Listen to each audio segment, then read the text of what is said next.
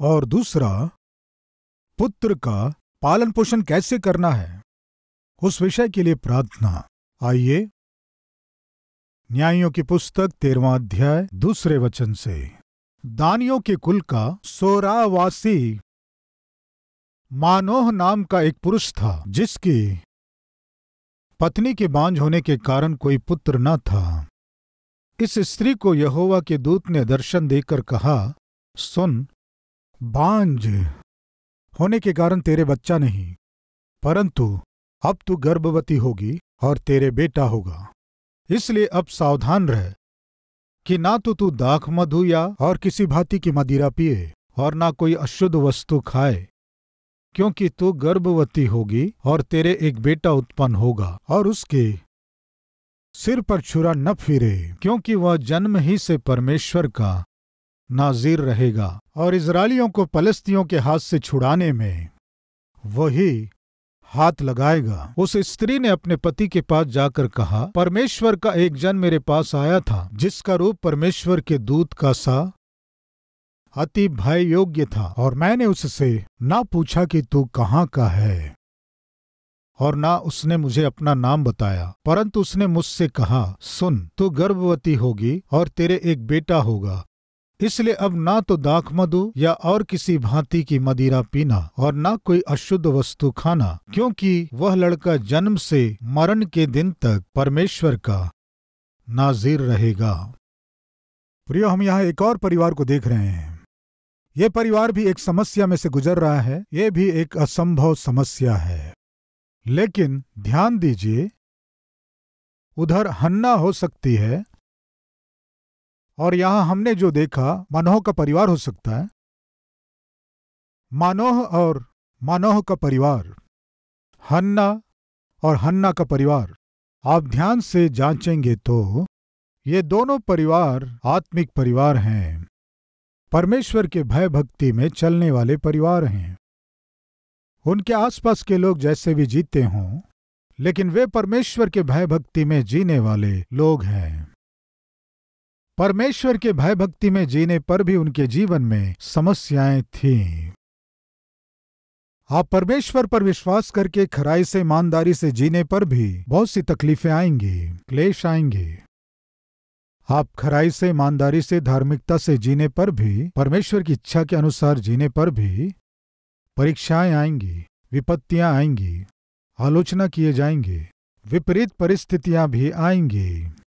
वे आपको बहुत ही विरोध में दिखाई देंगी, लेकिन फिर भी एक सत्य को ना भूलें, क्योंकि धर्मियों के ऊपर बहुत सी विपत्तियां पड़ती हैं, लेकिन उन सभी में से यहोवा उसे छुड़ाता है। बाइबल बताती है, संकट होंगे। शायद हो सकता आज आपके जीवन में विपत्तियां हो, कष्ट हो, आंसुओं में से आप गुजर रहे हों, लेकिन परमेश्वर हम सबको एक अद्भुत प्रतिज्ञा जो दे रहे हैं, क्या है जानते हैं? उन सभी में से मैं तुम्हें छुड़ाऊंगा। हमारा परमेश्वर छुड़ाने वाला है, हमारा परमेश्वर रक्षा करने वाला है, हमारा परमेश्वर संभालने वाला है। इस सत्य को ना भूलें। मानोह और मनोह की पत्नी दोनों आत्मिक थे। आप ऊपर यानी पहले वचन को देखेंगे तो इस्राएलियों ने फिर यहोवा की दृष्टि में बुरा किया, इसलिए यहोवा ने उनको पलिश्तियों के वश में 40 वर्ष के लिए रखा। सारे इजरायली लोग मन मर्जी से जीते हुए पापमय कामों को जब कर रहे थे, परमेश्वर सह नहीं पाया, उन्हें शत्रुओं के हाथ में कर दिया। उससे पहले 8 वर्ष सौंपा था, लेकिन बुद्धि नहीं आई। 18 वर्ष सौंपा, बुद्धि नहीं आई। 20 वर्ष सौंपा, बुद्धि नहीं आई। अब परमेश्वर ने क्या किया? 40 वर्ष शत्रुओं के हाथ में सौंप दिया। अगर सावधानी से आप बाइबल को आगे पढ़ेंगे तो जब उन्हें परमेश्वर ने 8 वर्ष के लिए शत्रु के हाथ में सौंपा तो वे रोए, यहोवा हमें छुड़ाइए पिता। इस तरह रोए। परमेश्वर तरस खाकर छुड़ाया।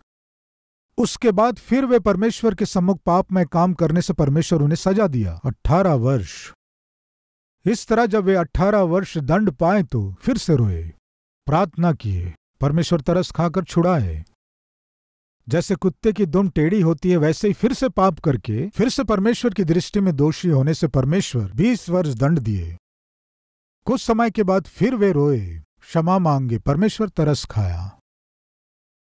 तरस पाने के बाद फिर से पुराने जीवन को शुरू कर दिए, फिर से मनमर्जी से जीना शुरू किए। अभी परमेश्वर क्या किए कि दंड को दुगना कर दिए, 40 वर्ष उन्हें दंड दिए। इन 40 वर्षों के दंड के समय में यदि आप ध्यान से जांच कर देखेंगे तो वे कहीं भी प्रार्थना किए हैं इस तरह, या पश्चाताप किए हैं इस तरह, या उनमें कोई परिवर्तन आया इस तरह दिखाई नहीं देता है। पाप में गिरकर बिगड़कर उसी जीवन के वे आदी हो गए थे। ऐसे पापमय लोगों के बीच जो परमेश्वर के भय के बिना जी रहे थे, पाप के दंड को सहते हुए जो लोग जी रहे थे, उनके बीच में मानोह और मनोह की पत्नी प्रार्थना का जीवन जिए। अद्भुत है।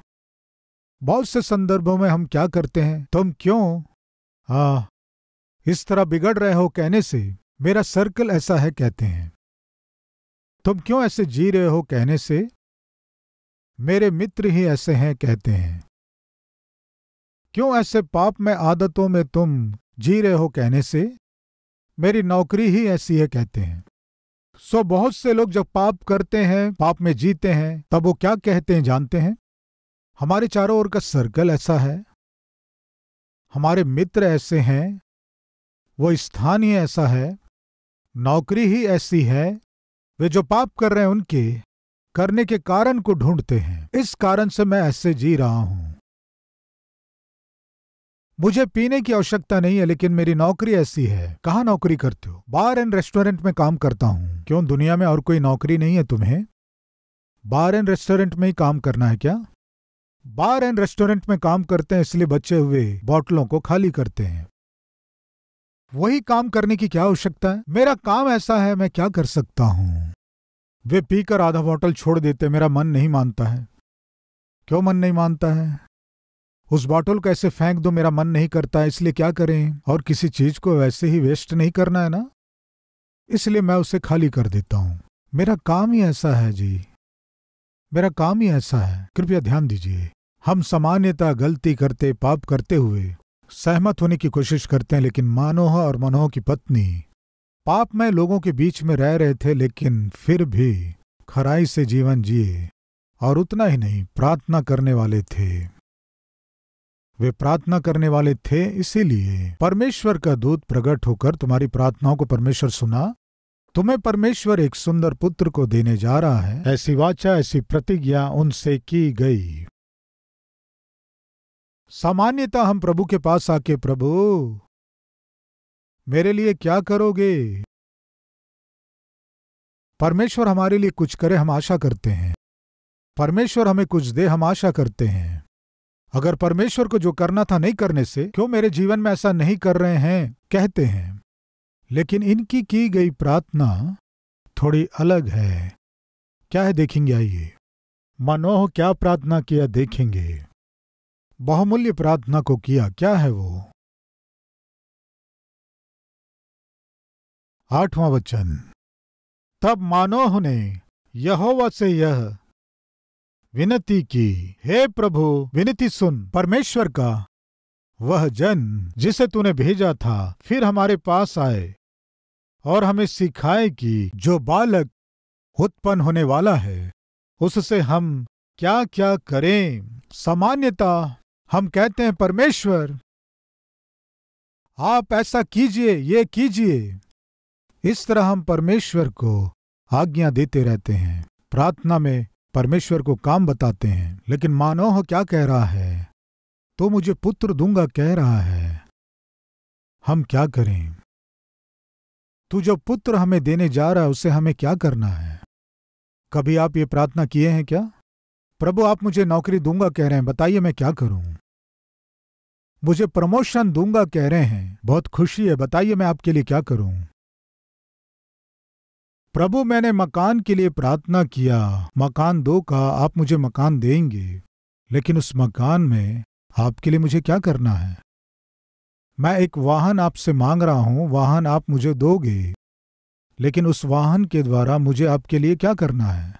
कभी प्रार्थना किए हैं क्या? आपने मुझे एक जीवन दिया है, इस जीवन से आपके लिए क्या करना है? कैसे उपयोग करना है? आपने मुझे अच्छा स्वास्थ्य दिया है, इस स्वास्थ्य को मैं आपके लिए कैसे उपयोग करूं? बुद्धि ज्ञान दिए हो, शिक्षा दिए हो, बताइए मैं क्या करूं? कभी प्रार्थना किए हैं क्या? हमेशा परमेश्वर कुछ करना है, हम प्रार्थना करते हैं। हम परमेश्वर को काम सौंपने की कोशिश करते हैं, लेकिन मानोह क्या प्रार्थना किया? पुत्र का पालन पोषण कैसे करना है, हमें बता, ये थी प्रार्थना। हम अपने पुत्र का क्या करें? कोई आकर पूछा आपके पुत्र को क्या करने जा रहे हो, पूछने से तुरंत बताते हैं आप, हमारे बेटे को डॉक्टर बनाना चाहते हैं, हमारे बेटे को इंजीनियर बनाना चाहते हैं, हमारे बेटे को कलेक्टर बनाना चाहते हैं, हमारे बेटे को हम आईपीएस बनाना चाहते हैं। सामान्यतः हम कहते हैं, लेकिन मनोह परमेश्वर के सम्मुख आकर पूछ रहा है, बताइए हम क्या करें? पुत्र दूंगा कह रहे हो, बहुत खुशी की बात है। उस पुत्र को हम क्या करें? पढ़ेंगे आइए। और जो बालक उत्पन्न होने वाला है और जो बालक जन्म लेने वाला है, हम उससे क्या क्या करें?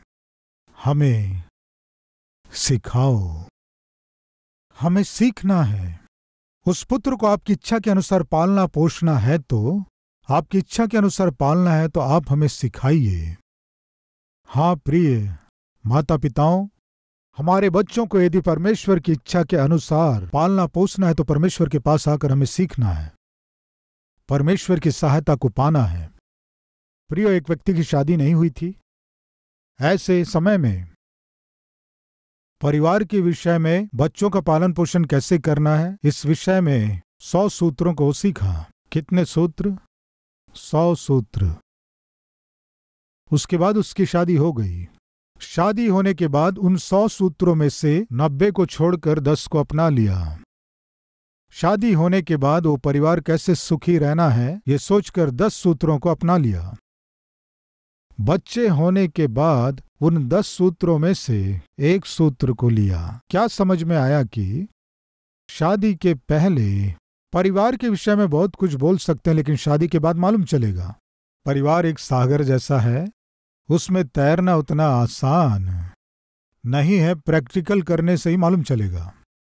बच्चों का पालन पोषण कैसे करना है इस सोचकर धुआंधार प्रचार करने वाला व्यक्ति अब उसके बच्चे होने के बाद बच्चों का पालन पोषण कैसे करना प्रचार करना छोड़ दिया, क्योंकि प्रैक्टिकल में समझ में आ गया कि ये इतना आसान काम नहीं है। आज इस संदेश को सुनने वाले माता और पिता, बच्चों का पालन पोषण उतना आसान नहीं है। फिर परमेश्वर ने जो बच्चे हमें दिया उन्हें पालना है तो क्या करना है? एक ही एक रास्ता है, परमेश्वर की उपस्थिति में आकर प्रार्थना करना है। कैसे मैं पालन पोषण करूं अपने बच्चों का, मुझे आप सिखाइए। प्रार्थना करना है। मनोह और उसकी पत्नी परमेश्वर के पास आकर प्रार्थना किए, प्रभु हमारे पुत्र को क्या करें, हमें सिखाइए। आज हमारे बीच कोई है क्या? हमारे बच्चों को ये बनाना है, वो बनाना है, ऐसे पालना है, वैसे पालना है, इधर पढ़ाना है, उधर पढ़ाना है, बहुत से सपने देखते हैं। ये गलत नहीं है, लेकिन परमेश्वर के लिए हमारे बच्चों को क्या करना है? परमेश्वर के राज्य के लिए हमारे बच्चों को कैसे पालना है? परमेश्वर की महिमा के लिए हम अपने बच्चों को किस तरह से पालना है और पोसना है? परमेश्वर की उपस्थिति में आकर प्रार्थना करने से कितना अच्छा होगा। एक स्त्री पुत्र के लिए प्रार्थना की और एक परिवार अपने पुत्र के पालन पोषण के लिए प्रार्थना की, और एक व्यक्ति पाप के लिए प्रार्थना किया। आइए 16वां अध्याय 25 वचन से।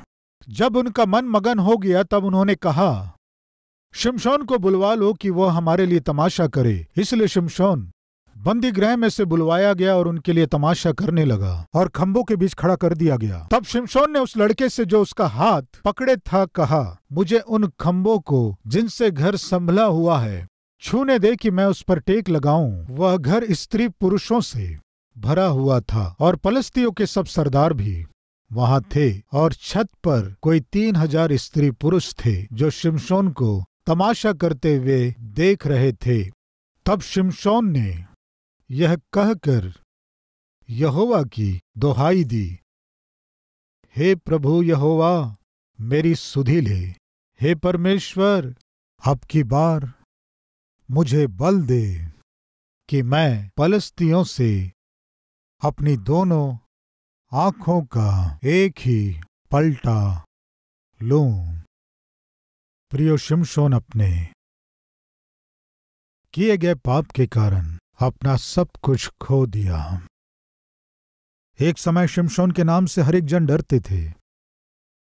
शिमशोन का नाम सुनकर शत्रु थरथराते थे। गधे के जबड़े के हड्डी से 1000 लोगों को मार डाला था। शिमशोन जो इतना बलवान व्यक्ति था, शरीर की इच्छाओं के अधीन होकर लड़कियों के चक्कर में पड़ गया। स्त्री उसकी कमजोरी हो गई। प्यार प्यार के चक्कर में कुछ समय घूमा। जिससे प्यार किया उस लड़की से विवाह करना चाहा। उसके लिए अपने माता पिता का विरोध किया। उन्हें मनाकर अंत में उसी लड़की से विवाह करना है ये सोचकर दौड़ लगाया। उसका प्रेम विवाह बाद में टूट गया। शिमशोन फिर से अकेला हो गया। उसके बाद वो बिल्कुल बिगड़ गया। उसके बाद गलत कदम बढ़ाया और थोड़ा आगे बढ़कर गलत काम किया। वो यहां तक गिर गया कि वेश्याओं के पास जाने लगा। जब वो वेश्या की गोद में सोया था, अपने बल का रहस्य बता दिया। मैं नाज़ीर किया गया हूं, परमेश्वर के लिए अलग किया गया हूं। मेरे जन्म से लेकर अब तक मेरे सिर पर छुरा नहीं चलाया गया। परमेश्वर के लिए मैं अलग किया गया हूं। मुझे विशेष जीवन जीना चाहिए था।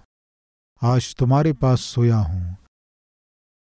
वो दलीला बड़ी चालाकी से उसके बाल काट दी। यानी अर्थ जानते हैं, उसका बल उसके लटों में नहीं था। उसका बल नाज़ीर किए जाने में है। परमेश्वर के साथ उसका जीवन जुड़ा हुआ था। जैसे उसके सिर के लटों को काट दिया गया था, परमेश्वर के साथ जो उसका संबंध था, उसे शिमशोन खो दिया।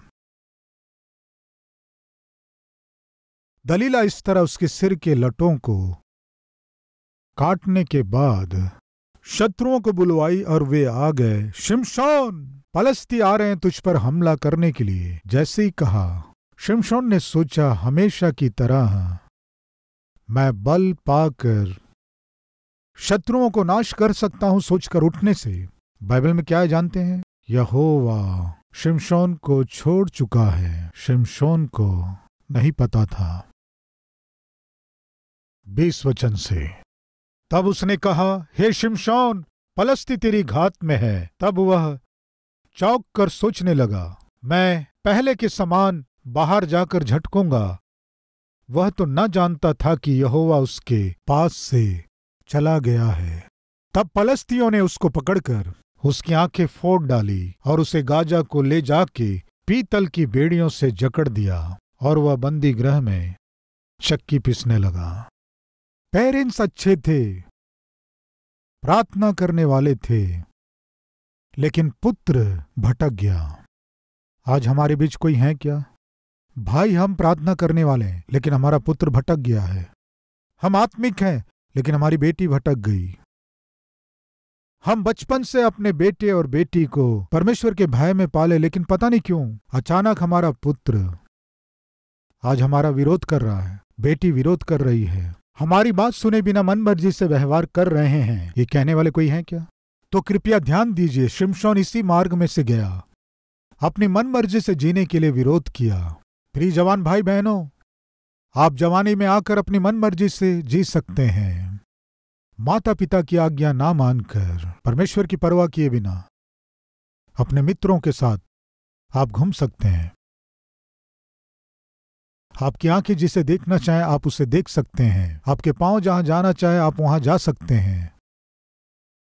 आपके हाथ जो करना चाहते हैं उसे आप कर सकते हैं। लेकिन ध्यान दीजिए, हे जवान, अपनी जवानी में आनंद कर और अपनी जवानी के दिनों में मगन रह। अपनी मनमानी कर और अपनी आंखों की दृष्टि के अनुसार चल, परंतु यह जान रख कि इन सब बातों के विषय में परमेश्वर तेरा न्याय करेगा। निश्चय परमेश्वर न्याय करेगा।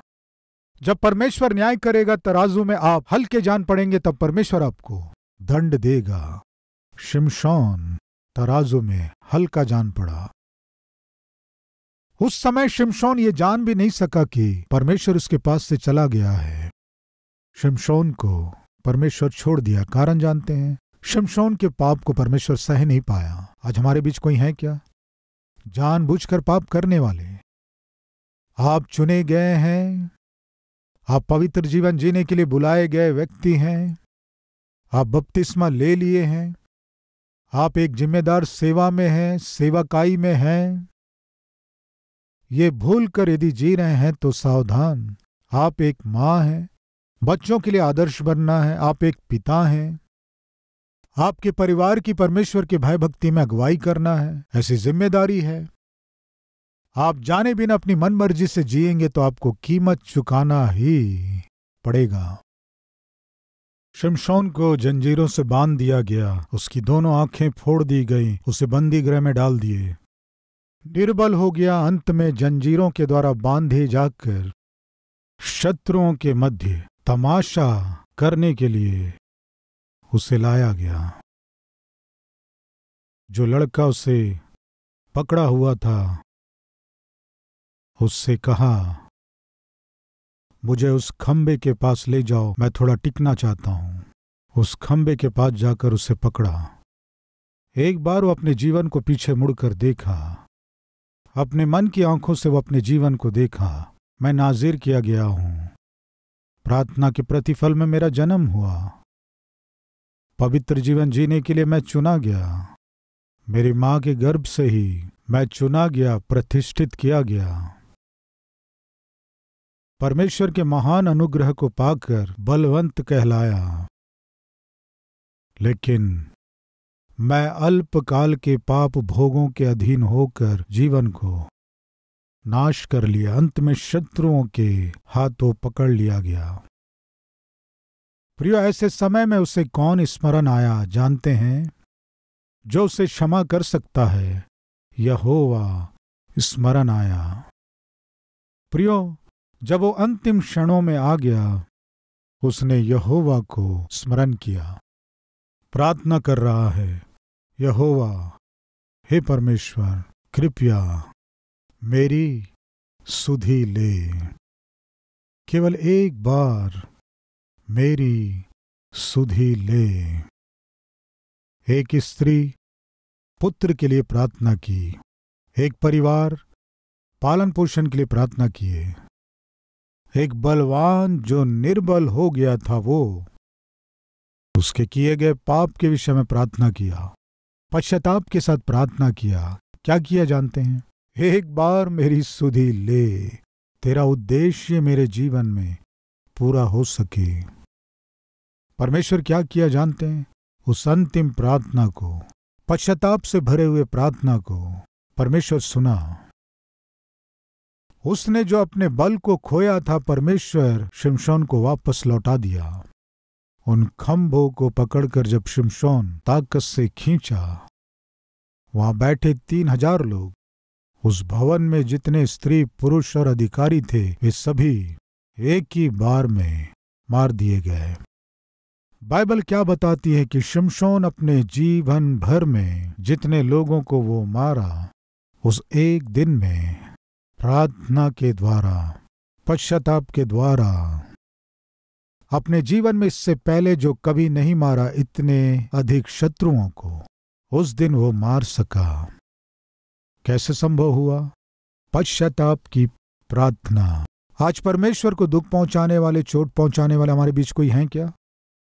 परमेश्वर नहीं चाहते कि आप नाश हो जाएं। आप पश्चाताप करके परमेश्वर के तरस को पाकर कम से कम आज से प्रभु के लिए गवाह होकर आप जीना है, परमेश्वर चाहते हैं।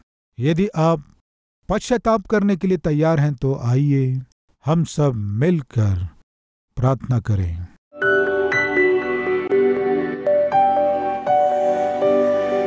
पवित्र परमेश्वर पिता, आपकी उपस्थिति में प्रार्थना करने वालों को दर्शन दीजिए पिता।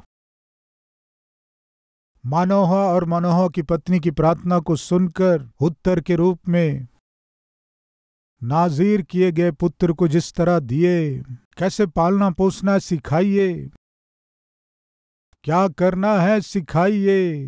पिता, आज वही प्रार्थना हम कर रहे हैं। बताइए पिता, हम क्या करें। हमें दिए गए उद्धार के द्वारा हम क्या करें, आपके उद्देश्य को पूरा करने के लिए, आपकी आज्ञा मानने के लिए, आपकी इच्छा पूरी करने के लिए।